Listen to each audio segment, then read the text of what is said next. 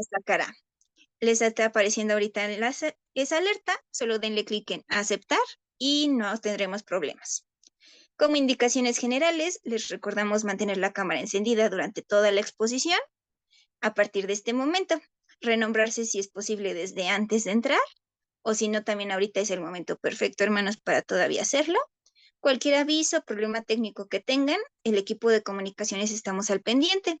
Les pedimos que se comuniquen con sus coordinadores nos dirán a nosotros y ya nosotros podremos darles el auxilio que necesitan. Les recordamos que a partir de este momento se activa la sala de espera. La sala de espera solamente les damos oportunidad de ingresar hasta 8:15, esto por indicaciones de nuestros padres. Después de 8:15 ya no le daremos acceso a nadie más, a no ser que ustedes le hayan dicho a sus coordinadores nos avisen y ya nosotros les daremos el permiso para ingresar sin ningún problema. Otra razón por la que es importante renombrarse, ya que sus coordinadores nos dirán el nombre que debemos buscar en la sala de espera y solamente a esa persona, aunque haya 20 esperando, le daremos acceso. Entonces también por eso es importante renombrarnos, hermanos.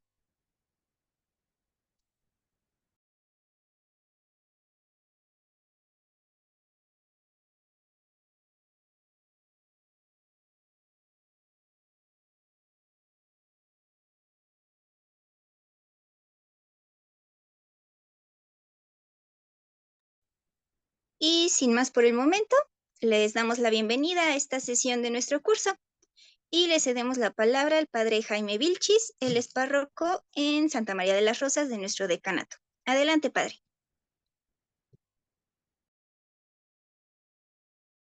Muy buenas noches. Me da mucho gusto poder compartir con ustedes. Eh, en esta ocasión nos vamos a tratar un tema que es bien interesante, un tema que gira en torno a uno de los profetas y me entusiasma hablar de él por todo lo que él fue y por todo lo que también nos ha aportado. Y sobre todo para entender un poquito a este profeta que no deja de ser un poquito así como dadas las circunstancias que él vivió, con un poco así de controversia. Vamos a comenzar en nombre del Padre y del Hijo y del Espíritu Santo. Dios te salve María, llena de gracia, el Señor es contigo, bendita tú entre las mujeres y bendito el fruto de tu vientre Jesús.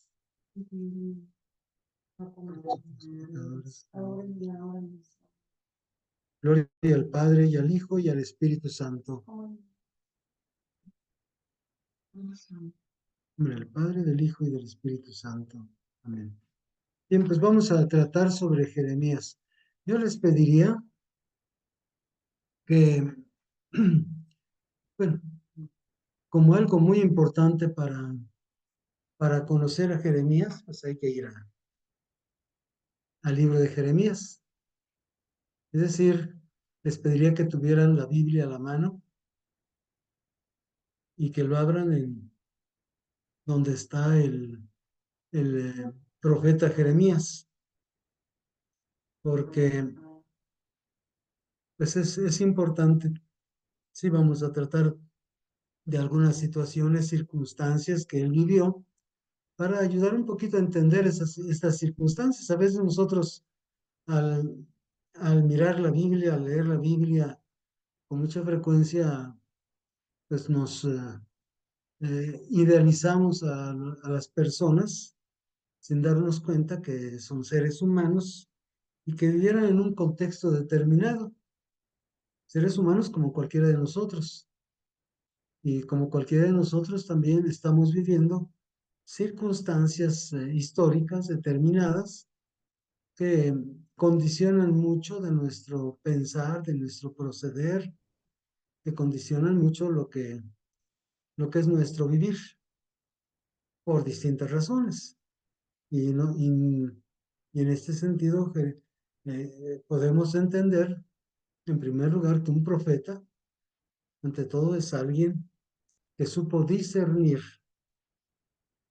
las circunstancias en que él vivió, las circunstancias históricas, socioeconómicas, políticas de su tiempo, las supo vivir, pero a la vez también siendo o discerniendo en desde un contexto determinado. Y el contexto determinado, pues, fue fundamentalmente lo que sería la alianza de Dios con Abraham, perdón, con Moisés, la alianza de Dios en el Sinaí. Esto, la alianza de Dios con el Sinaí, fue, podríamos decir, punto de referencia que ayudó a interpretar todas las circunstancias que les tocó vivir. Desde ahí, y desde ahí hablaron a la gente de su tiempo, porque el profeta fue eso, fue alguien que ante todo compartió, reflexionó e incidió en las circunstancias históricas de su tiempo, y no propiamente siendo aceptado, sino más bien y ordinariamente siendo un tanto rechazado.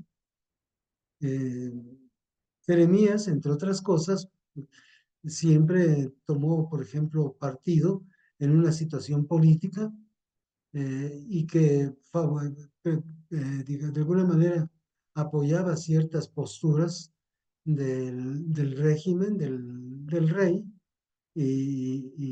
o hablaba en contra del rey. Pero todo esto a partir de lo que él interpretaba a la luz de la palabra de Dios. Entonces, son circunstancias especiales que vale la pena considerar. Siempre cuando uno, sobre todo, mira en la Biblia y trata de entender la Biblia, porque luego uno dice, pues es la palabra de Dios. Y es una palabra de Dios que, bueno, qué podemos decir? Bueno, pues simple y sencillamente para apreciar, para entender, para valorar, es importante también entender el contexto histórico. Y hizo aportes extraordinarios, eso también. Entonces digamos, a tener una parte que es de alguna forma eh, de exposición de una manera, digamos, eh, es de explicación de ciertas circunstancias, pero lo otro y sobre todo al fin y toda la parte final va a ser lectura de Jeremías en distintos, digamos, distintos momentos, distintas situaciones desde alguna perspectiva determinada. Entonces, en ese sentido, en primer lugar, podemos decir que Jeremías nació más o menos entre los años 650, 645 antes de Cristo. Recuerden que la forma de contar es al revés. Es decir, por ejemplo, aquí 650, 645. El punto de referencia es Jesucristo. Entonces, más o menos encontramos que nació alrededor de ello y muy joven, muy joven, él recibió el llamado de Dios. Les leo un poquito, algo que ustedes van a leer después, y espero que lo leamos también incluso dentro de este momento de la exposición. En Jeremías capítulo 1, verso 6, desde el 5, vamos a leer desde el 4. La palabra de Yahvé en estos términos. Antes de haberte formado, yo en el seno materno te conocía, y antes que nacieses te tenía consagrado. Yo, profeta de las naciones, te constituí. Y yo dije, Señor Yahvé, mira que no sé expresarme, que soy un muchacho.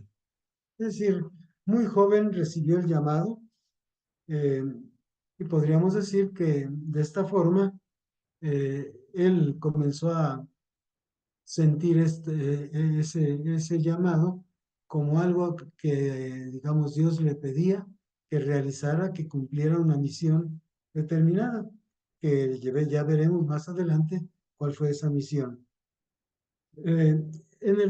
¿Cómo ubicar ese tiempo de su llamado? Él mismo lo ofrece y lo iremos viendo. en el año 13 del reinado de Josías. Hay que ver que, entre otras cosas, eh, a él le tocó estar bajo el régimen de 4 reyes. Y en tiempos de Josías, que reinó del 640 al 609, recibió este llamado. Sin embargo, como dice el texto, fue constituido profeta para las naciones. Es decir, ese llamado le llevó incluso a tomar una posición política frente a los acontecimientos que se vivían en ese momento, porque su actividad profética, no podía separarse del contexto político y del contexto político del reino de Judá.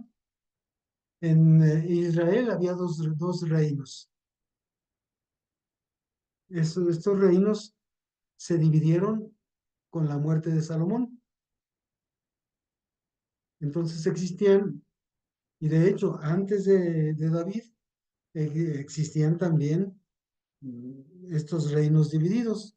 David los unió e hizo de ellos digamos, una sola nación, digamos en esos términos, un solo reino. Vino Salomón y lo mantuvo, pero como de alguna forma así se interpreta en la Biblia como castigo de la infidelidad de Salomón, ya Roboam y Jeroboam se dividieron y uno estuvo en el reino del norte y otro en el reino del sur. Jeremías nació en el reino del norte, pero su ministerio profético, lo realizó en el reino del sur. Y en el reino del sur eh, es donde se encuentra Jerusalén, Belén, ¿verdad? Digamos, esa parte era el reino del sur. Y en ese tiempo, pues había desafíos muy fuertes que incluso llegaron después a la caída de Jerusalén y al destierro, esto sucedió en el 587, y que ha sido el trauma más fuerte, más serio que tuvo digamos, el reinado de Judá. Y esto en razón de que había en ese tiempo conflictos entre dos potencias económicas, potencias políticas, militares, y esas dos potencias eran las de Egipto y Asiria. Y entre Egipto y Asiria está el Israel. Entonces era digamos, un espacio que, digamos, de alguna forma tenía relevancia porque la posesión o la entrada a cualquiera de estas potencias a Israel le disponía también incluso a algo más, además de los impuestos y de todo lo que se daba en esos tiempos. Porque cuando un imperio o un reinado se imponía a otro, era fundamentalmente para cobrar impuestos y mantener el ejército, mantener su fuerza, ¿verdad? Entonces, en ese sentido, siempre había un riesgo latente y si se inclinaba por uno, podría irle mal. Se inclinaba por otro, también. De hecho, en ese tiempo ya el reino del norte era colonia de Asiria. En el reino del sur, podríamos decir, ya se encontraban algunos reyes que les decían los contemporáneos de Jeremías, fueron Amón, que reinó desde el año 642 al 640. Josías reinó desde el 640 hasta el 609 antes de Cristo. Joaquín desde el 609 hasta el 598 antes de Cristo. Y Sedecías desde el año 597 al 582 antes de Cristo.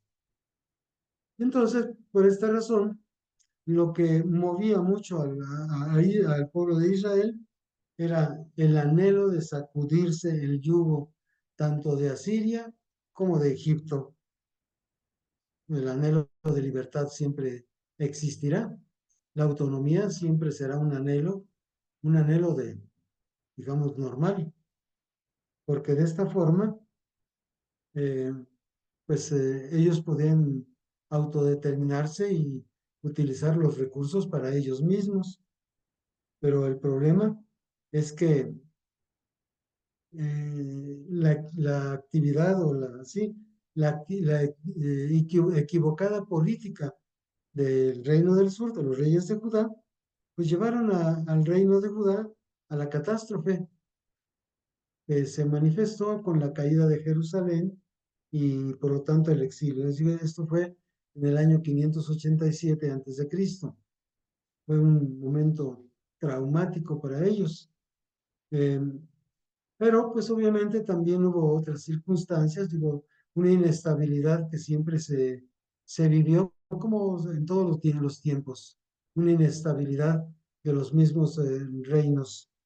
En ese tiempo comenzó una especie de decadencia, pero temporal, de parte de Asiria, de forma que en tiempos del rey Josías, ya del año 640 al 609, hubo una especie de un periodo de paz, de libertad, lo que pues obviamente llevó a cabo algunas circunstancias importantes para el pueblo de Israel.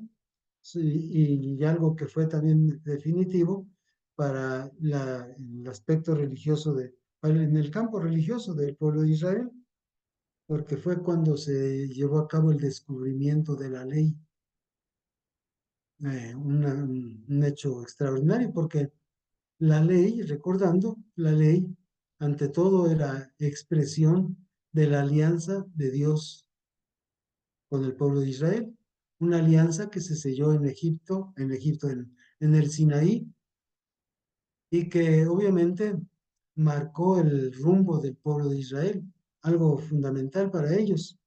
Pero con tantas circunstancias y tantas situaciones inestables que había, pues obviamente se dieron situaciones como por ejemplo el hecho de que en tiempos de los reyes, eh, las luchas entre ellos llevaron a que, por ejemplo, el Arca de la Alianza pasara incluso a manos de, por ejemplo, los filisteos. Y estamos hablando de siglos anteriores a esto. Eh, porque a David le tocó recuperar el Arca de la Alianza.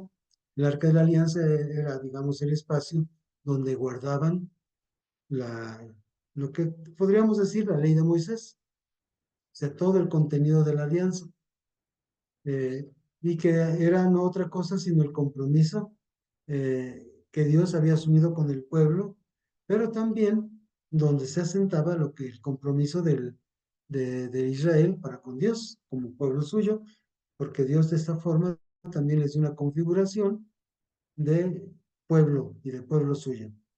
Entonces, en ese sentido, en este tiempo de Josías, se dio ese descubrimiento de la ley del libro de la ley, lo que se conoce como la Torá, y se dio una reforma, la reforma religiosa del año 1622. Todo esto lo podemos encontrar en el libro de las Crónicas y en el segundo libro de los Reyes. Ahorita no nos metemos un poquito a leer eso, pero sí solamente por el dato, porque después vamos a meternos directamente a Jeremías. Bien, al morir Josías en el año 609, Egipto invade Judea. Y al invadir Judea, obviamente, como todo régimen invasor, tenía que de ahí sacar jugo. Los impuestos que cobraba, que repito, eran fundamentalmente para sostener mucho de la actividad conquistadora, podríamos decir, o colonizadora de estos reinos. Entonces, pues les convenía de forma que de esta manera, al imponer sus tributos, los domina. Pero, obviamente, si había lucha entre Asiria y Egipto, pues Asiria no se quedó con los brazos cruzados y también intervino en, en este conflicto y recuperó Judea y toda Palestina, la incorporó a su reino. De tal manera que eh, Israel, el pueblo elegido, ya pasó de ser súbdito de Egipto para hacerlo de Asiria. Aquí hubo unas circunstancias en donde Jeremías intervino, porque los reyes, como siempre sucede, en lugar de acomodarse y acogerse, digamos, a esas circunstancias, eh, por el contrario, y esto era lo que aconsejaba Jeremías, para mantener al pueblo, para mantenerse, digamos, en su estructura y para no ser destruidos como pueblo, Jeremías recomendaba más bien acomodarse, no entrar en conflicto. Pero, ¿qué sucedió? Que el rey comenzó a buscar sacudirse ese yugo a través de revueltas y fomentando el descontento en el pueblo, de tal manera que esto trajo también consecuencias muy serias. Después de Josías, podríamos decir, con Sedecías, eh, que fue el que sucedió en el reino de Judá y que tenía las mejores intenciones, pero más aún, hasta para eso buscó a Jeremías para que le aconsejara, solamente que él era un rey muy frágil, muy débil. Y a pesar de que respetaba a Jeremías y que cuidaba a Jeremías y que se preocupaba porque incluso por salvarlo de las insidias de los contrarios a Jeremías, pues lo que era sin embargo muy débil y se dejó influenciar por toda la gente que estaba a su alrededor, como sucede a veces entre los gobernantes.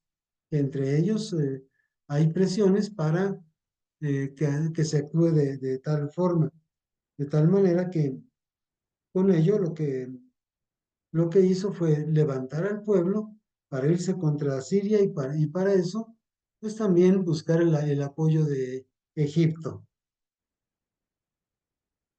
¿Qué sucedió con esto? Pues eh, que se ganó Jeremías la, no solamente la envidia, sino el rechazo mismo de la gente que rodeaba al rey, incluso que buscaron matarlo. Pero lo peor se dio porque entonces ya el territorio de Israel fue invadido y fue cuando se los llevaron a, este, eh, a Babilonia, al reino de Asiria. Jerusalén fue destruida, el templo fue destruido, el templo que había construido Salomón, lo destruyeron. Los jóvenes y todos aquellos que tenían ciertas habilidades se los llevaron para servicio allá digamos, en distintos lugares y entre ellos en la corte, pues fueron muy valiosos, por cierto, y hubo gente valiosísima y ahí encontramos a Daniel, a Azarías, Misael, que digamos era gente, digamos, muy valiosa y que obviamente les tocó estar en circunstancias muy serias. Todo esto fue con Nabucodonosor. Entonces, de esta manera fue como se dio el destierro de Babilonia. Y que repito, fue la experiencia más traumática para el pueblo de Israel. Bien, esto es el contexto histórico, político, militar del pueblo de Israel en en las circunstancias que le tocó, en donde le tocó, lo que le tocó vivir a Jeremías. Entre otras cosas, también le tocó padecer bien. Bien, viendo, analizando un poco la actividad de Jeremías, su actividad profética. Les decía que Jeremías nació más o menos en el año 650, 645 antes de Cristo, y nació en el Reino del Norte, en Anatot, eh, era unos 6 kilómetros de Jerusalén. Pertenecía a la familia de Benjamín. Hay que recordar que el pueblo de Israel se formó en torno a 12 familias, y el último hijo fue Benjamín, y él pertenecía a la familia de Benjamín. Entre otras cosas, pues era una familia sacerdotal.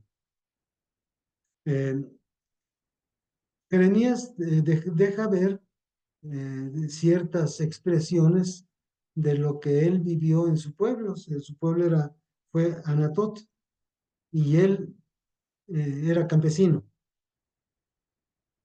de manera que estaba pegado a su tierra.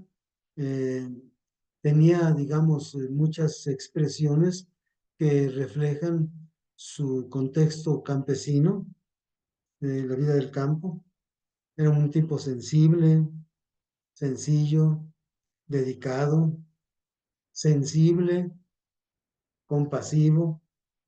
Era alguien que tenía sentimientos, pero también débil, ¿sí? Sincero, pero no avesado en cuestiones, digamos, firmes, fuertes. Más bien era tímido, muy emotivo, pero tímido. Por lo tanto, no era alguien del que se pudiera esperar que se uniera también al ejército o le entrara a las guerras, o no, al contrario, un hombre pacífico, frágil, débil, eh, pero así fue como Dios lo escogió, Dios lo llamó, y curiosamente la misión que le dio fue arrancar y edificar y derribar, arrancar y derribar, edificar y plantar, como nos dice el verso 10 del capítulo 1. Desde hoy mismo te doy autoridad sobre las gentes y sobre los reinos, para extirpar y destruir, para perder y derrocar, para reconstruir y plantar. Es el verso 10 del capítulo primero. Es decir, en esas circunstancias históricas, políticas en que vivió, fue llamado para esto, es la misión. De tal manera que, pues obviamente a lo largo del tiempo, él deja ver profundas crisis existenciales, por un lado, eh, crisis también vocacionales. Hay que recordar que en muchos momentos, dice él, o no quería ya hablar, pero sentía en las entrañas algo como fuego, y que no podía menos que expresarlo. O sea, era algo que llevaba tan profundamente, pero esto mismo como que de él le movía y manifestaba mucha incerteza, inseguridad, e incluso ya no quería hablar, ya no quería cumplir con la encomienda. Sin embargo, sentía ese ardor, ese fuego que no podía menos que expresar. Todo esto, pues, digo, en ese contexto de conflicto político-militar. Por otro lado, encontramos un profundo sufrimiento. No fue una actividad exenta de conflictos. Hay que recordar que Jesucristo les reclama precisamente eso, que en muchos momentos eh, les echan cara a los fariseos que se portan con él como se portaron sus padres como los profetas, con los profetas, y eso le pasó a él. Él también padeció, sufrió intensamente, incluso hasta lo enterraron, si no es que o lo echaron a un pozo lleno de lodo, si no es porque el rey Josías lo manda a sacar. Durante este periodo del reinado de Josías, eh, invita y llama y grita al reino del norte, les invita a la conversión. Sí, les invita a la fidelidad digamos, a la ley de Dios, a la Torá. Les invita a que sean fieles, aunque también siempre les da un mensaje de esperanza. Obviamente que esto lo hace precisamente porque tenía interés por ese reino del norte. Y porque de alguna forma estaba ligado a este reino del norte. En el reinado de Joaquín, que fue del 609 al 598, ya Jeremías está en Jerusalén y en estas circunstancias choca mucho con, pues, digamos, con el mismo rey. Es decir, el rey lo mira con hostilidad porque su palabra era una palabra que traía consigo, según decían los que rodeaban al rey Josías, que desalentaba al ejército, que no era motivador del ejército, porque querían, podríamos decir, a Jeremías como cómplice y no como alguien que cuestionara. Entonces, todo eso lo encontramos, por ejemplo, en el libro de Jeremías, del capítulo 7 al capítulo 20. Eh, lo que marca este periodo es, por un lado, el discurso contra el templo, que es del capítulo 7 versos del 1 al 15, lo cual, pues obviamente, comparando un poquito con Jesucristo, pues les trajo también el encono de los sacerdotes.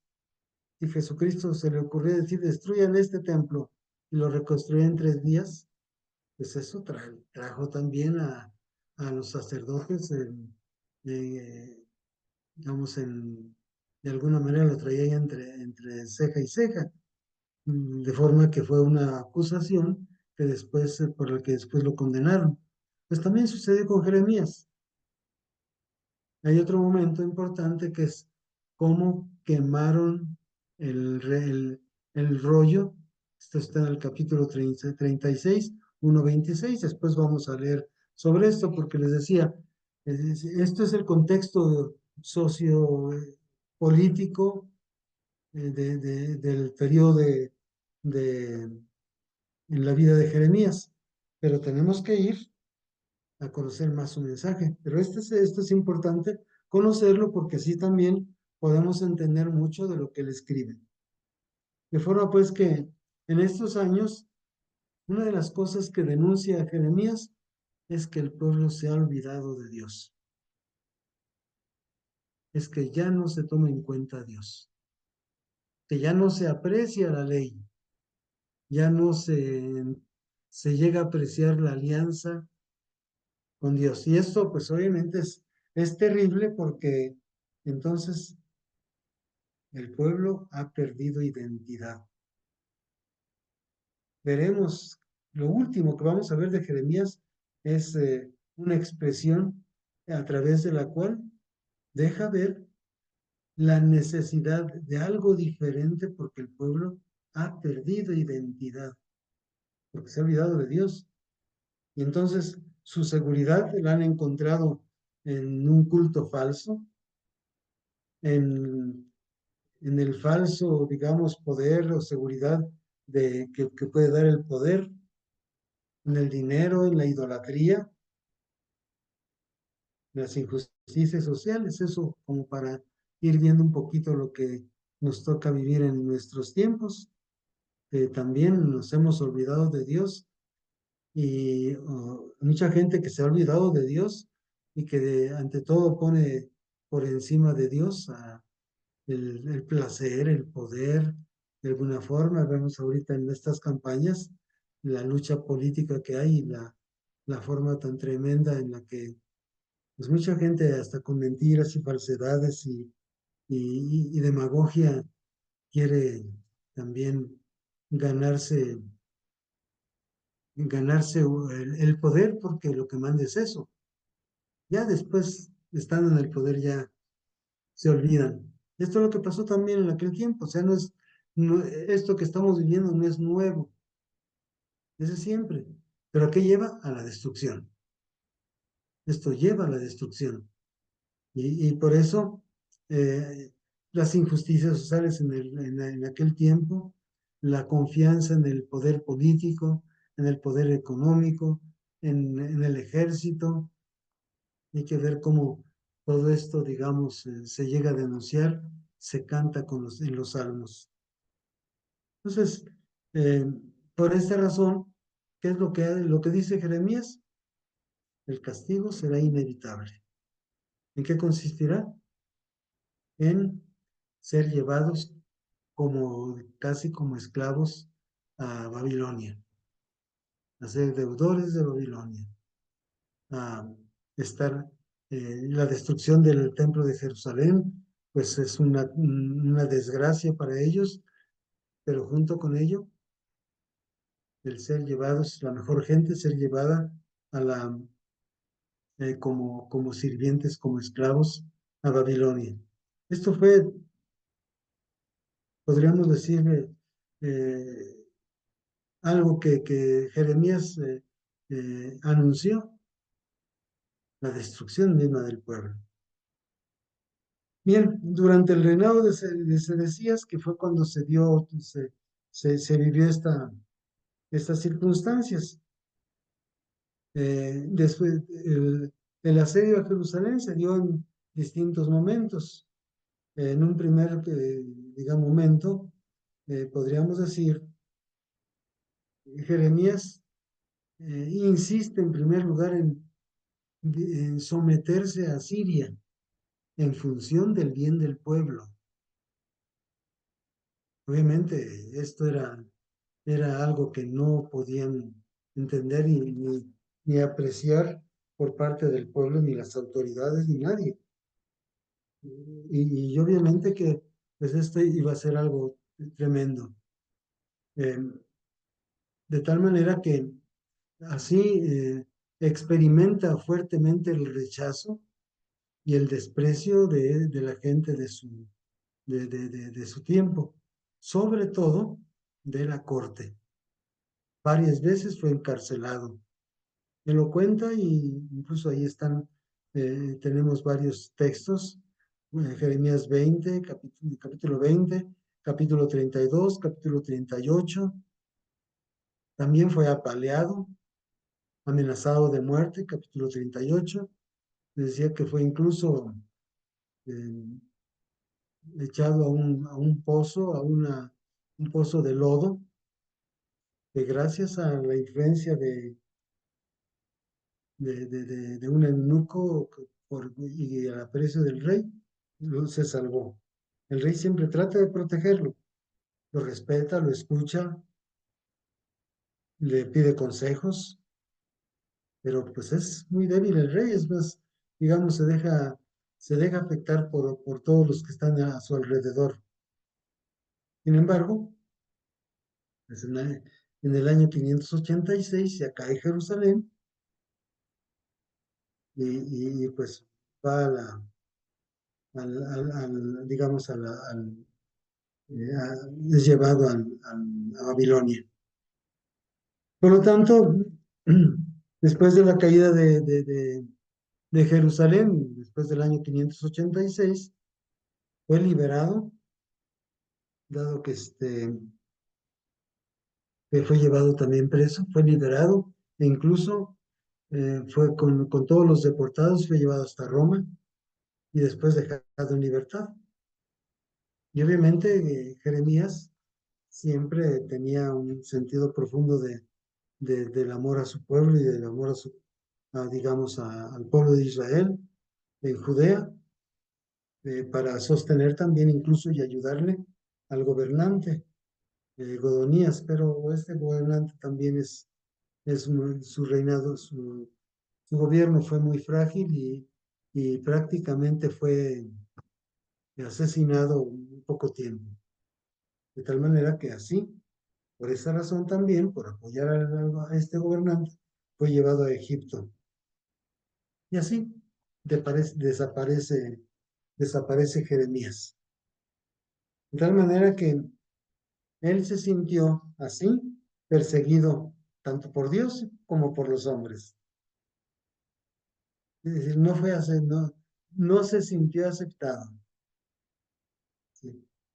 Fue un profeta no deseado, como muchos profetas, pero particularmente Jeremías fue un profeta no deseado, no escuchado y muy sufrido. Eh, Hay quienes quieren ver en él lo que Isaías describe como el siervo sufriente. Incluso él se siente perseguido hasta por el mismo Dios, porque lo quiere como profeta a como dé lugar. Hay algunas partes que son conocidas como las confesiones de Jeremías. Por ejemplo, Jeremías 11, del 18 desde el 18 hasta el capítulo 12, verso 6, en el 15, 10, 21, en el 17, 14, 18, en el 18, del 18 al 23, el 20 al 100, a los versos 7 al 18. Eso nos hace entrar un poquito en la intimidad del profeta. ¿Quién es el profeta? ¿Cómo se siente? ¿Cómo vive? Incluso hasta con cierto descontento del mensaje que Dios le ha encomendado compartir. Y entonces, de alguna manera, es cuando él pone cierta resistencia a cumplir con la misión que Dios le da. Vamos ahora a meternos un poquito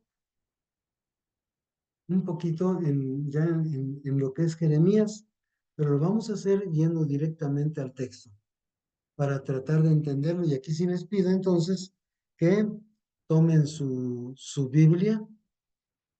tomen su Biblia y en base a algunos temas vamos a ir leyendo la Biblia, leyendo. Aquí es donde les voy a pedir que este, eh, tengan lista la manita para que quien quiera leer lo exprese. Entonces le pediría a Ingrid que nos haga el favor de dar la oportunidad de que se lea de acuerdo con esto. Vamos entonces al mensaje de Jeremías. El mensaje de Jeremías, en primer lugar, un primer tema, de acuerdo con la misión que Dios le dio de arrancar y derribar. Es decir, centrado en lo que Dios le dijo. Dios le dice, tú arrancarás y derribarás, perderás, edificarás y plantarás. Y de esta manera, Jeremías con mucha valentía le echa en cara a los reyes y al pueblo su infidelidad a Dios. Y esto lo vemos en el capítulo 2. Y vamos al capítulo 2. Alguien que quisiera leer, Marta. Marta de San Martín de Porres quiere leer ese texto. Capítulo Adelante. 2. Capítulo 2. Infidelidad de Israel. El Señor se dirigió a mí y me dijo, ve y habla a la ciudad de Jerusalén. Grita para que lo oiga bien. Así dice el Señor. Recuerdo que cuando eras joven me eras fiel, que cuando te hice mi esposa me amabas y me seguiste a través del desierto, tierra en que nada se cultiva. Israel estaba consagrada a mí, era lo mejor de mi cosecha. Si alguien le hacía daño, yo lo castigaba, enviándole calamidades. Yo, el Señor, lo afirmo. Descendientes de Jacob, familias todas de Israel, escuchen la palabra del Señor. El Señor les dice, ¿qué de malo encontraron en mí sus antepasados que se alejaron de mí? Se fueron tras dioses que no son nada, y en nada se convirtieron ellos mismos. No se preocuparon por buscarme a mí, que los saqué de Egipto, que los guié por el desierto, tierra seca y llena de barrancos, tierra sin agua, llena de peligros, tierra donde nadie vive, por donde nadie pasa. Yo los traje a esta tierra fértil para que comieran de sus frutos y de sus mejores productos, pero ustedes vinieron y profanaron mi tierra. Me hicieron sentir asco de este país, de mi propiedad. Los sacerdotes no me buscaron. Los instructores de mi pueblo no me reconocieron. Los jefes se rebelaron contra mí y los profetas hablaron en nombre de Baal y se fueron tras ídolos que no sirven para nada. Hasta ahí le dejamos. Palabra de ¿Verdad? Dios. Y hasta ahí le dejamos. No vamos a decir palabra de Dios después de cada lectura. Hay que ver que se dice palabra de Dios prácticamente solo en la liturgia. A veces como que nos acostumbramos a decir cada vez que se lee un texto, se dice palabra de Dios. Eso solamente en la liturgia. Eso es eso es lo correcto. Lo otro no es tanto, más bien es fundamentalmente para la reflexión, para el estudio, para cualquier otra cosa, pero eso es, así les pediría que después de la lectura no se diga palabra de Dios. Eh, También, por ejemplo, incluso expresamos, vemos como echa en cara el culto exterior, meramente exterior y vacío, porque ni hasta los sacerdotes invocaban a Dios, no lo buscaban. Y por ello, en el capítulo 7,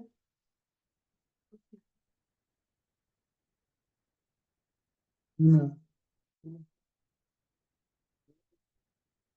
a ver quién quiere comenzar. ¿Quién quiere leer? Me parece que Lucero. A ver, Lucero.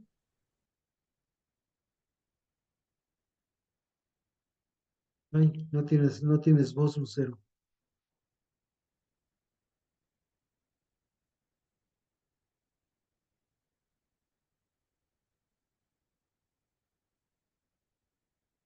Espérame, Lucero, porque no te escuchamos. Lucero, ya te dimos, te mandamos una notificación para que actives tu audio, por favor.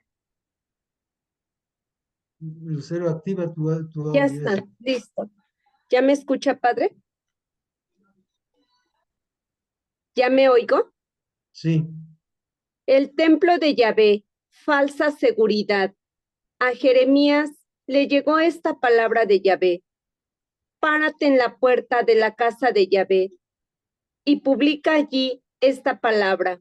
Escuchen, hombres de Judá, que entran por esta puerta a adorar a Yahvé. Así habla Yahvé, Dios de Israel. Mejoren su proceder y sus obras, y yo me quedaré con ustedes en este lugar.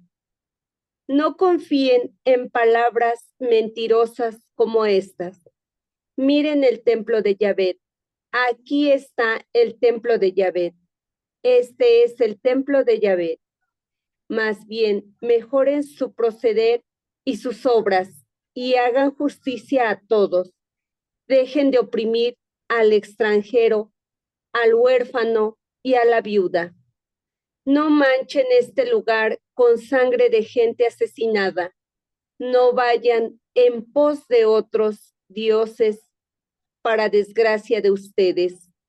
Yo entonces los mantendré en este lugar, en el país que di a sus padres desde hace tiempo y para siempre. gracias, Pero Lucero. Hasta ustedes, aquí lo dejamos. Sí, sí, es decir, vemos aquí como lo que Dios pide es fundamentalmente que el culto auténtico sea expresión también de una vida auténtica. Es decir, el culto, digamos, el culto auténtico siempre lleva consigo expresiones de fe, expresiones de una vida intachable. El culto tiene que ser algo fundamentalmente interior, espiritual, y obviamente lleva consigo actitudes con respecto al prójimo. O sea, tiene que ser algo un poquito más integral, digamos, y en esto podríamos hablar un poco de la actualidad de Jeremías. Bueno, eso podríamos decir es una primera parte. La otra parte de la misión de Jeremías fue edificar y plantar. Eso es lo que podríamos hablar de lo positivo. Aparece con menos frecuencia que lo otro, ¿verdad? Que todas las amenazas y castigos, pero en el libro de la consolación, que son los capítulos 30 y 31, también pues motiva al pueblo de Israel y lo quiere llenar de confianza, de forma que con ello trata de animar para la reconstrucción nacional, más religiosa que política, y que está basada en una nueva alianza, una alianza que es más profunda, más interior, y que obviamente esto que va a ser lo último que vamos a ver ahorita. Vamos a leer algo 30, vamos a leer algo sobre eso, porque la culminación de ello es algo que es invaluable en su aporte. A ver si alguien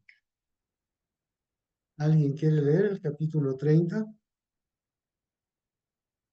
Es lo que se conoce como el libro de la consolación. A ver, ¿quién va a leer? María Guadalupe. Sí. Pero hay una María Guadalupe San Miguel Almoloyán. A ver si después sigues María Guadalupe Cuellar. Sí. Promesa de restauración de Israel del norte. Palabra de Yahvé a Jeremías. Estas son las palabras de Yahvé. Dios de Israel, escribe todo lo que te he comunicado en un libro, pues se acerca el tiempo, dice Yahvé, en que cambiaré la suerte de mi pueblo, Israel y Judá, haciéndoles retomar a la tierra que di a sus padres en propiedad. Así se ha expresado Yahvé de Israel y de Judá. Esto dice Yahvé: he oído un grito de terror, de pánico, no de paz. Pregunten y miren. ¿Han visto que un hombre esté esperando un hijo? Pues entonces, ¿por qué veo a los hombres con las manos en las caderas, como mujer que da a luz, y sus caras se han puesto amarillas? Ay, porque es grande este día, y como él no habrá otro igual. Es una época de catástrofe para Jacob, de la gente que sin embargo se salvará. Cuando llegue aquel día, dice Yahvé de los ejércitos, quebraré el yugo que pesa sobre su cuello y romperé sus ataduras. Ya no estarán más sometidos a extranjeros, sino que servirán a Yahvé, su Dios, y a David, el rey que yo les pondré. No temas, pues, servidor mío, Jacob, dice Yahvé, ni te asustes, Israel, porque yo acudo desde lejos para sacarte a ti y a tus hijos del país en que están cautivos.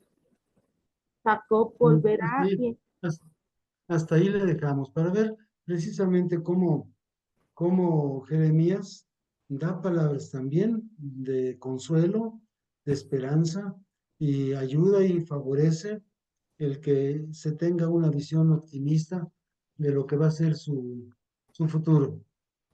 Entonces, el libro de son estos dos capítulos, capítulo 30, capítulo 31, que son los que hablan fundamentalmente de la consolación de Israel. Por otro lado, en Jeremías alcanzamos a ver algo que también es muy importante, como es, digamos, el, la- esa, esas expresiones donde ante todo deja ver a un Dios personal, a un cantor enamorado de Dios, a alguien que dialoga con la persona, con el pueblo, a alguien que se comunica y que habla directamente al corazón. Podríamos hablar del tema del amor de Dios. Y obviamente que la imagen que es utilizada por el profeta es la del noviazgo y del amor conyugal. Vamos a leer Jeremías. Son varios textos y son cortos. Jeremías 2, 2. Capítulo 2, verso 2. Y luego vamos a leer capítulo 3, verso 4.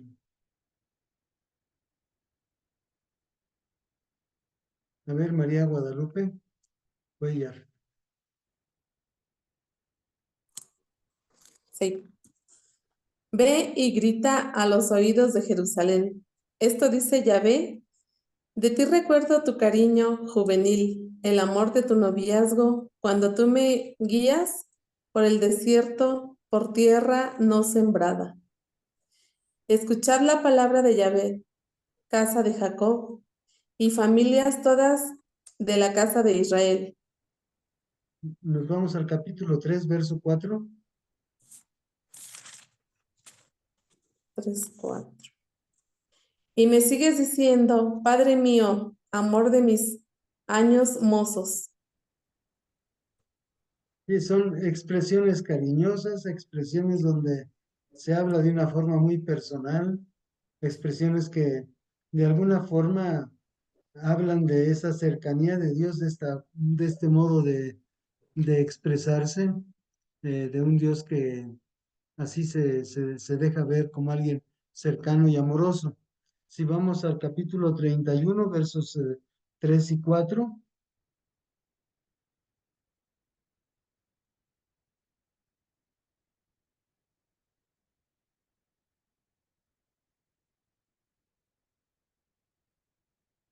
A ver, Laura. Ajá, sí, 3 y 4, ¿verdad? El Señor se manifiesta de lejos. Con amor eterno te amo. Por eso te mantengo, por eso te mantengo mi favor. Te edificaré de nuevo y serás reedificada, doncella de Israel. Y de nuevo tomarás tus banderas y saldrás a bailar alegremente.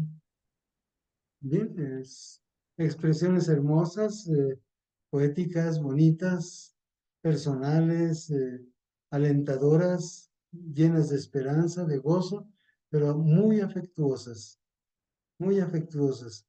De tal manera que incluso en base a esta intimidad, digamos, la alianza de Israel, del Sinaí, la alianza que hizo Yahvé con el pueblo de Israel en el Sinaí, será transformada. Sí, es una alianza que será más interior, más profunda entre Dios y el hombre, y esto lo vamos a ver más adelante. Entonces, todo ello que ya nos enfoca un poquito a lo que es el mensaje ya de Jesucristo. Un tema más en torno a Jeremías es una religión y un culto interior del espíritu y del corazón.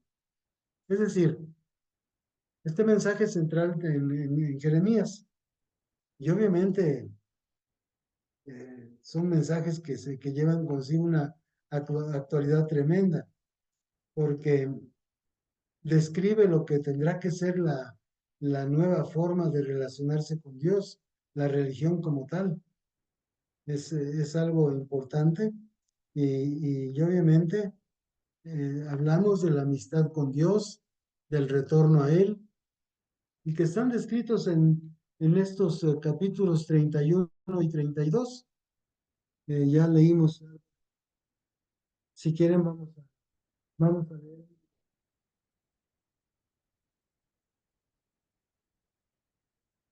¿Quién quiere leer algo del capítulo 32? Pongan su manita para que se les dé el rosario. Rosario de la Inmaculada. Le quitas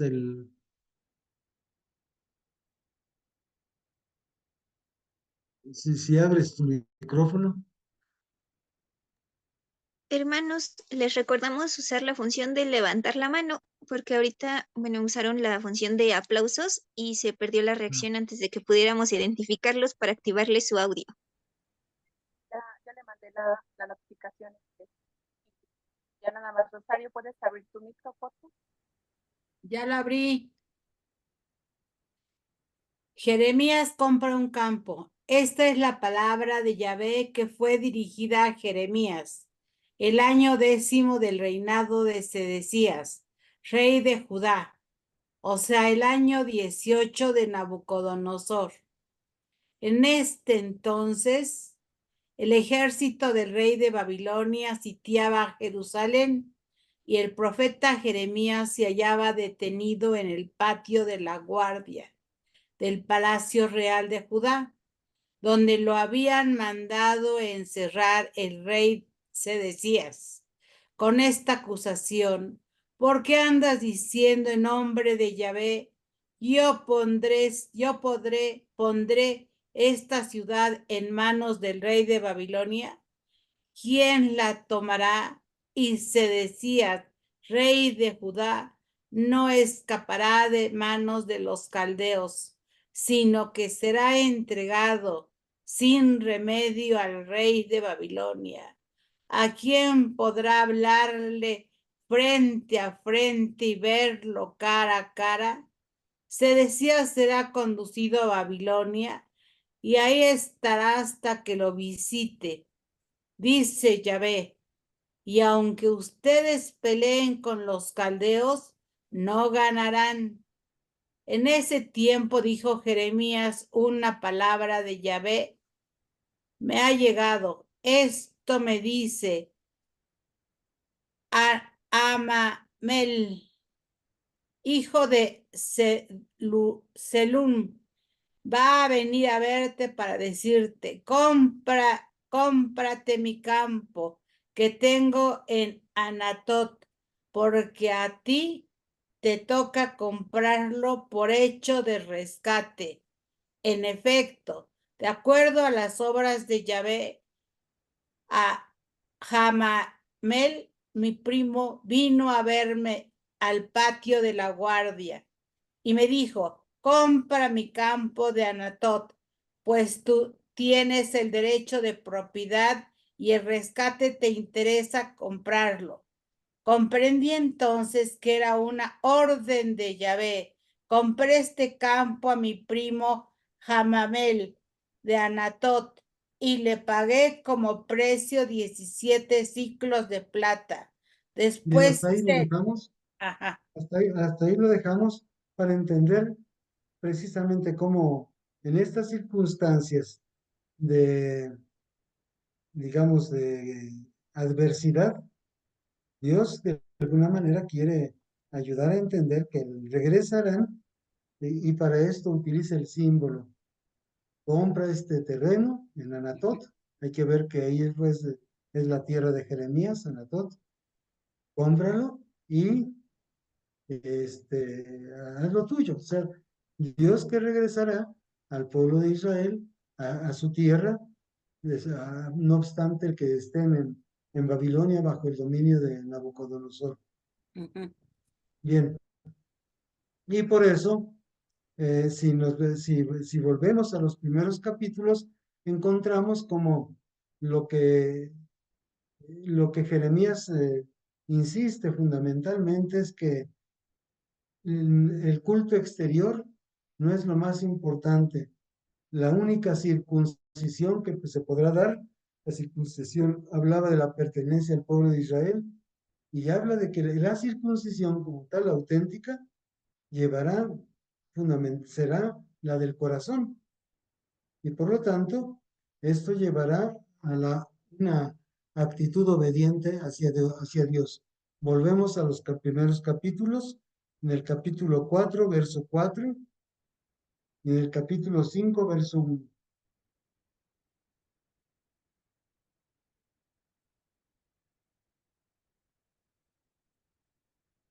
Quien la tenga, levanta la mano para leer. Verónica.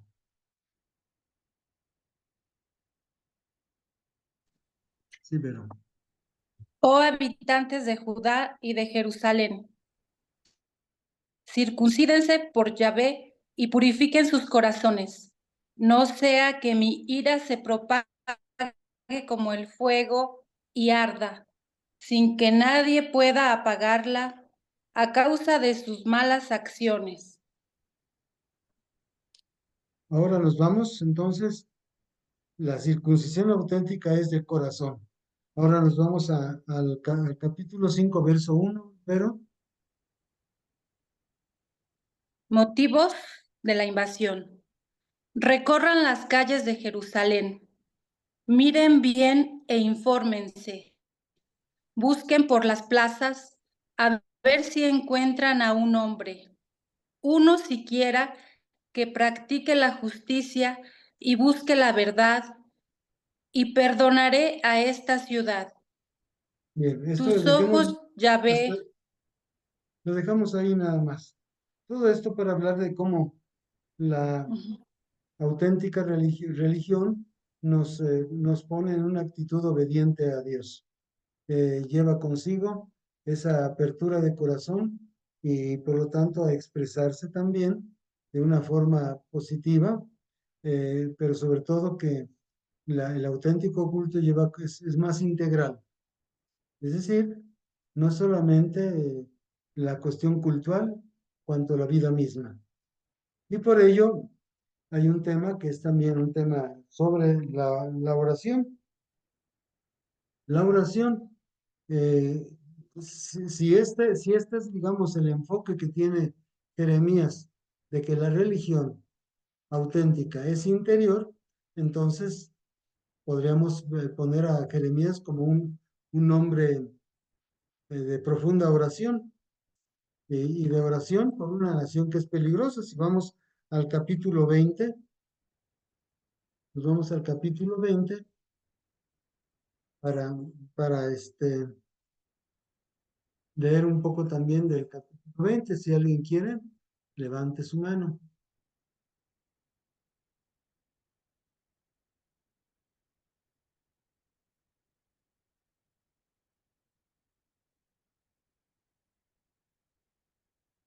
Laura. Laura, Mónica. ¿O a quién? Sí, ¿Candy? yo voy. Ok. Capítulo 20, ¿verdad? Dice, el sacerdote Pashur, hijo de Immer, responsable principal del templo del Señor, al oír a Jeremías profetizar estas palabras, mandó azotar al profeta y meterlo en el calabozo de la puerta alta de Benjamín, que está en el templo del Señor. Al día siguiente, cuando Pashur lo mandó sacar del calabozo, Jeremías le dijo, el Señor ya no te llama Pashur, sino cerco de terror, porque así dice el Señor, yo te voy a convertir en terror para ti y para todos tus amigos, los cuales caerán bajo la espada de sus enemigos ante tus propios ojos. Entregaré a Judá en poder del rey de Babilonia. Él los deportará a Babilonia y los matará a espada.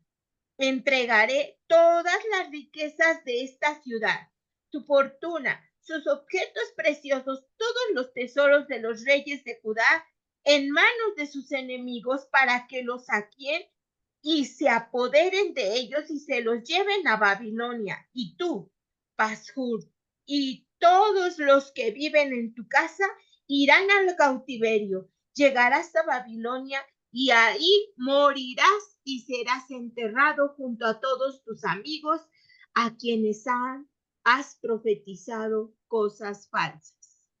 Hasta ahí.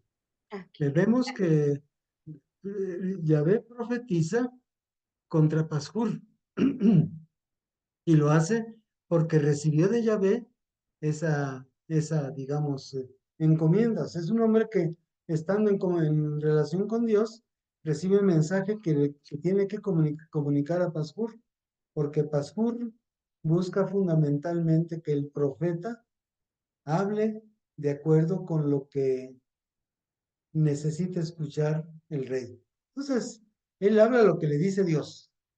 Se mantiene en comunicación, es un hombre de Dios.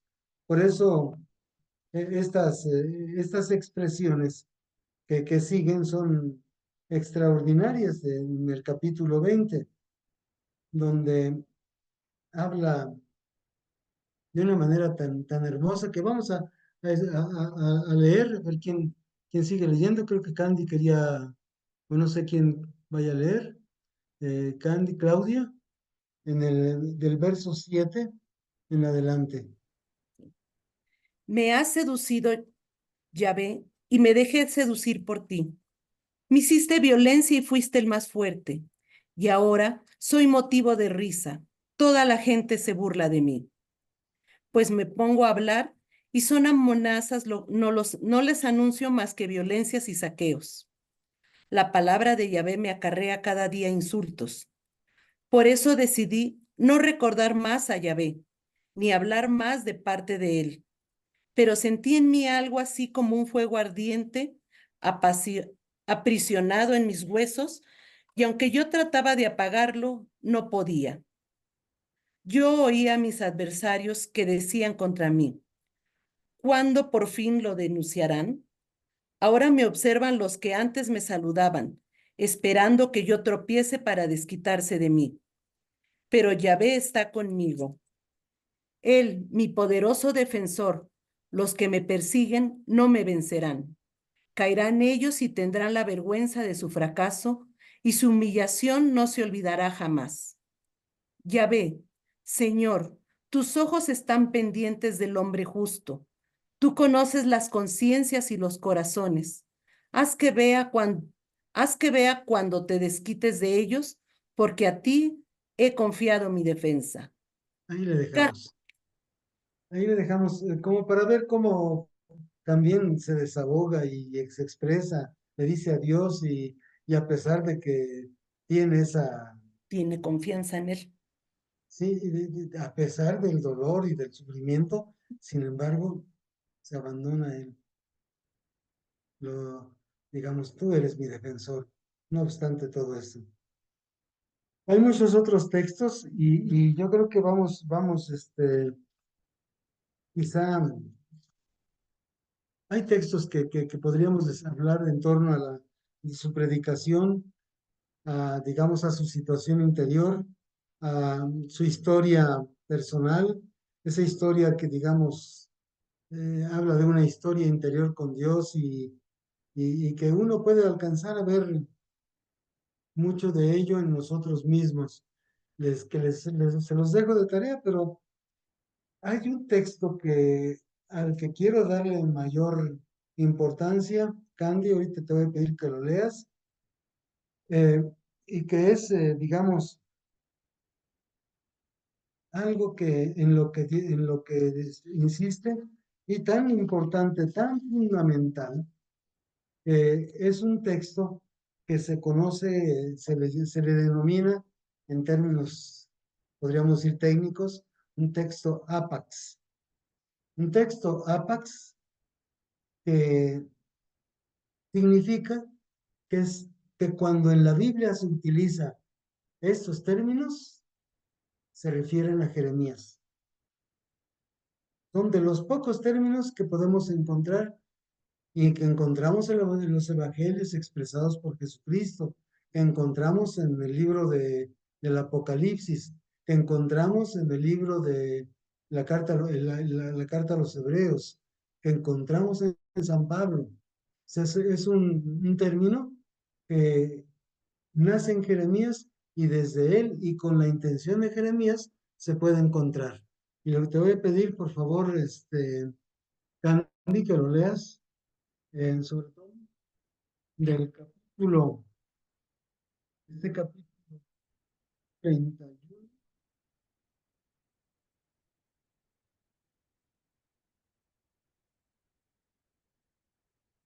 Ay, se me dice que es el 31. Es el, sí, es el versos al 30. nada más, Sí, ¿qué versículos? El capítulo 31, ¿qué versículos, padre, por favor? del 31.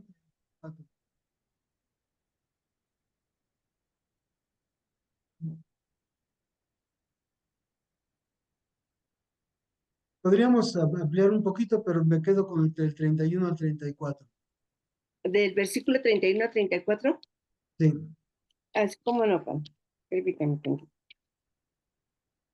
Ya llega el día, dice Yahvé, en que yo pactaré con el pueblo de Israel y con el de Judá una nueva alianza. No será como esa alianza que pacté con sus padres, cuando los tomé de la mano, sacándolos de Egipto, pues ellos quebraron la alianza, siendo que yo era su Señor. Esta es la alianza que yo pactaré con Israel en los días que están por llegar, dice Yahvé. Pondré mi ley en su interior, la escribiré en sus corazones, y yo seré su Dios y ellos serán mi pueblo. Ya no tendrán que enseñarle a su compañero o a su hermano, diciéndoles, conozcan a Yahvé, pues me conocerán todos, del más grande al más chico, dice Yahvé. Yo entonces habré perdonado su culpa y no me acordaré más de su pecado. Así se expresa Yahvé, que ha puesto el sol para alumbrar el día, la luna y las No, estrellas. hasta ahí. Ya hasta ahí. Es decir, este texto es muy importante. Miren, en la Biblia, si hay un tema que podríamos decir recorre toda la Biblia, desde los orígenes hasta toda la Biblia, es el tema de la alianza. Todo en Dios fue pensado desde la alianza, su alianza con el ser humano. Por eso la alianza, vamos, encontramos desde el momento de la creación del hombre y la mujer, que fueron creados con vistas a una alianza, la cercanía. Después encontramos la alianza con Noé, cuando, que ahí tratan de explicar el origen incluso del arco iris, donde dice ya no volveré a juzgar, a pronunciar un juicio como destructor como este. Después, fundamental, central, la alianza con Abraham. Después de la alianza con Abraham, encontramos la alianza del Sinaí. La alianza con Abraham fue una alianza que fue, podríamos decir, gratuita. Una alianza en la que Dios se compromete, incondicional. Mientras que la alianza del Sinaí fue una alianza condicional. Estuvo condicionada a la respuesta del pueblo, pero la condición no fue de Dios, sino del pueblo, porque Dios fue siempre fiel a pesar de la infidelidad del pueblo. Pero ante tanta infidelidad del pueblo, supo discernir Jeremías, y después fue apoyado por su secretario, por Ezequiel, anunció una nueva alianza. Pero esta nueva alianza que iba a ser una alianza interior. Así lo expresa. Yo pactaré con la casa de Israel y la casa de Judá una nueva alianza. Pondré mi ley en su interior. Sobre sus corazones le escribiré. Yo seré su Dios y ellos serán mi pueblo. Bueno, pues este término de nueva alianza, cuando en la Biblia encontramos el término nueva alianza, hay que referirlo a Jeremías. Por eso es un término apax. Es el término utilizado en la institución de la Eucaristía. Esta es la sangre de la nueva alianza, Jeremías. En el Apocalipsis está todo el texto de Jeremías. Entonces, este es el momento, podríamos decir, culminante del anuncio de Jeremías, y que tiene una resonancia muy fuerte en todo lo que es digamos, la nueva alianza. Es decir, aquí vemos a Jesucristo. Como realización, como cumplimiento de esa nueva alianza y que se da precisamente en la entrega y la donación de Jesucristo a través del misterio pascual. De ahí que en la Eucaristía nosotros hablemos del cáliz de la nueva alianza. Todo esto pues nos permite apreciar y entender la calidad de este profeta, la belleza de este profeta, de su palabra, que supo ser alguien que respondió a las exigencias de su tiempo, que supo comprometerse en su tiempo, que supo ser en circunstancias contrarias comunicador del mensaje de Dios, alguien que discernió sobre lo que Dios decía y pronunció el juicio en torno a las circunstancias que vivía el pueblo de Israel. Es un profeta. El profeta no es el que habla cosas bonitas, sino el que sabe interpretar a la luz de la palabra de Dios los acontecimientos actuales. A esto estamos llamados nosotros, a saber discernir. ¿Sí? Discernir que tiene que ver con la inteligencia, con el corazón, con el proceder, y que obviamente nos lleva a ser, digamos, analíticos de una realidad para tratar de interpretar los signos de los tiempos, lo que Dios quiere decirnos para expresarlo y para también saber decirlo y vivirlo. Pues esto es el tema que me tocó presentar y creo que quedan 2 minutos. No sé si hay dudas, ni modo, me tienen que hablar por teléfono.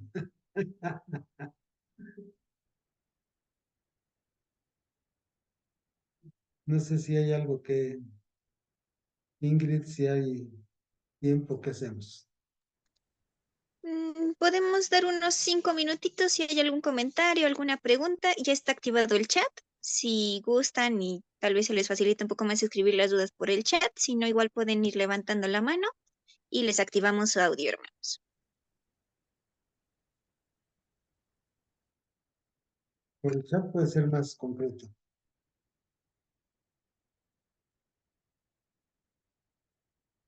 Gracias, Claudia.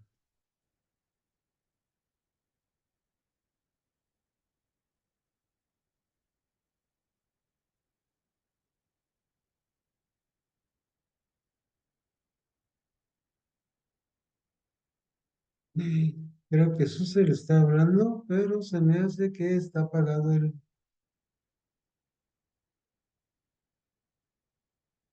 Hablando con alguien. No, padre, todo bien. Muchas gracias. Ah, muy bien.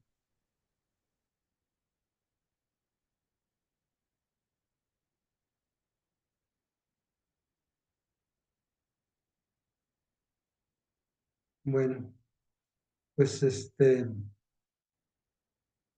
gracias por todo esto y yo creo que Jeremías es genial, ¿eh? Jeremías es genial. Aquí preguntan por qué las Biblias tienen narraciones diferentes. ¿Por qué? Hay una sencilla razón. Hay gente, sobre todo biblistas, que obviamente para hacer una traducción, pues van directamente a los originales y que para traducir también necesitan meterse al contexto histórico y al significado de las palabras en el contexto histórico. O sea, no es una traducción a nuestro estilo, sino de acuerdo con lo que las expresiones propias de aquel tiempo para tratar de entender lo que se quiso decir y a la vez también, pues algo que corresponda. Hay algunas Biblias que son un poquito, ¿cómo decir? Como que tienen ciertas limitaciones, como la Biblia de latinoamericana, la primera que salió, no es es buena en cuanto que es Biblia, pero en ocasiones tiene expresiones que no son tan fieles. Pero son palabras. Yo estoy utilizando esta Biblia de Jerusalén que les puedo decir que si yo les digo la fecha en que la compré, es del 12 de octubre del 72. Entonces, es la Biblia de Jerusalén. Hay una Biblia de Jerusalén que utiliza un lenguaje que es más asequible a nosotros, y no está mal. Por eso lleva mucho de de las formas de expresarse. ¿Cuál es la mejor? Miren, no nos metemos a eso. Dice aquí, alguien pregunta, Raquel, comentó que en la consagración se menciona, esta es la sangre de la nueva alianza. Pues porque la expresión nueva alianza es de Jeremías. Es de Jeremías. Entonces, la expresión como tal, pero cuando se habla de esta es la sangre de la nueva alianza, eso lo dijo Jesucristo. ¿Sí? Por eso se utiliza esta fórmula, porque es la de Jesucristo. Y entonces es fidelidad a Jesucristo. Pero Jesucristo hace referencia a Jeremías porque en él se realiza lo que Jeremías dijo. Es la nueva alianza que llega a su plenitud en Cristo Jesús con la entrega de su propia sangre.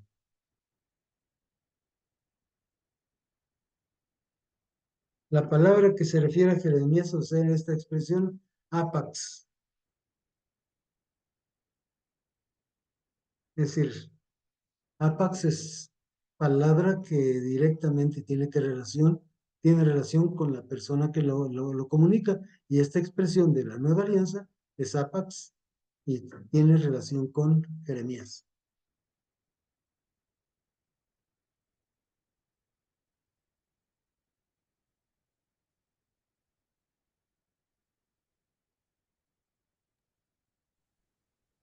Había otra pregunta también, bueno, creo que es pregunta un poquito más arriba, que decía, ¿cuánto tiempo le llevó discernir así la palabra de Dios? Aquí en Jeremías, toda su vida. Yo imagino que de Jeremías, ¿verdad? Estamos hablando de Jeremías. ¿Cuánto tiempo le llevó discernir así la palabra de Dios? Jeremías es toda su vida. Para nosotros, pues hay una cosa que es muy importante, lo que es eh, el contacto con la palabra y el compromiso con la realidad. Mirar la realidad, pero junto con el análisis de la realidad, ver cómo eso corresponde a lo que Dios dice. ¿Sí? ¿Por qué razón? Porque hay muchas cosas que están muy mal y que en ocasiones incluso hasta se manipula la palabra de Dios para justificar, y hay cosas que efectivamente son manipulación. Hay que saber exactamente, porque luego uno puede decir, es que esta es la verdad. Miren, a la verdad llegamos, no, solo Jesucristo es la verdad.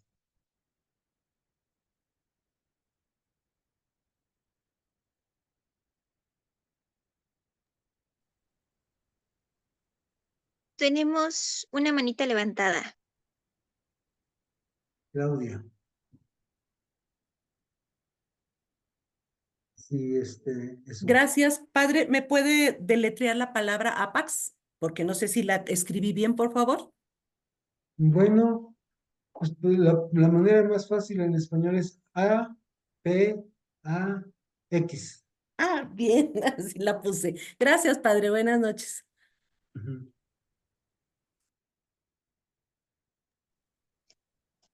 Pues parece que son todos los comentarios. Si nos hace favor de darnos la bendición, Padre. Pues les agradezco mucho y compartir esto es algo hermoso y me da mucho gusto que se esté aprovechando este curso, porque hay que entrar en la intimidad de quienes escribieron todo esto, para entender también la intimidad de Dios en ellos y sobre todo para apreciar hondamente lo que Dios quiere darnos a entender y cómo no es algo que está por allá por encimita, allá en los cielos, sino que se inserta en nuestras realidades y pues qué bueno que tenemos estos cursos y que ustedes se han interesado por ellos. Gloria al Padre y al Hijo y al Espíritu Santo. La bendición de Dios Todopoderoso, Padre, Hijo y Espíritu Santo, descienda sobre ustedes y permanezca siempre. Pues que pasen buena noche. Muchas